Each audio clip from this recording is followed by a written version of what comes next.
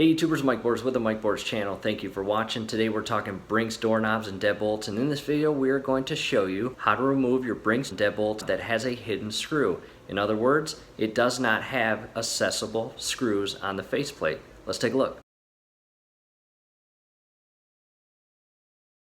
Now directing our attention up top to the actual deadbolt, we do not have visible Phillips screws, which are the securing screws. They are hidden behind this faceplate.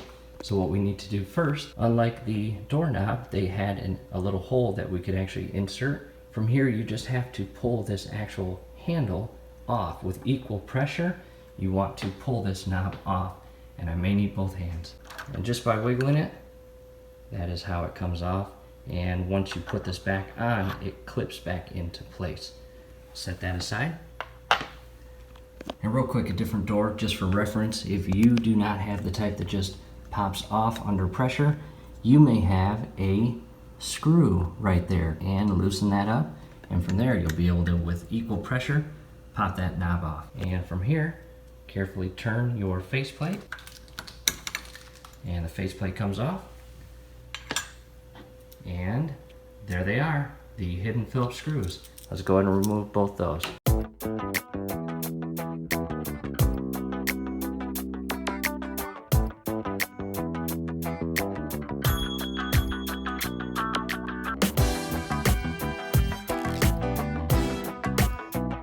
And from here, carefully pull this portion off. And what I'm doing here is I'm organizing each part. That's the deadbolt parts, and that's the doorknob parts. From here, you can come over to the exterior portion of the door and carefully pull this off. This is a little heavy. Just do your best not to drop it and damage your floor. That would not be good. From here, 2 Phillips screws. Let's go and remove these. Before that, there is an internal part here that did not come off with the actual part. And now we will remove both the Phillips screws.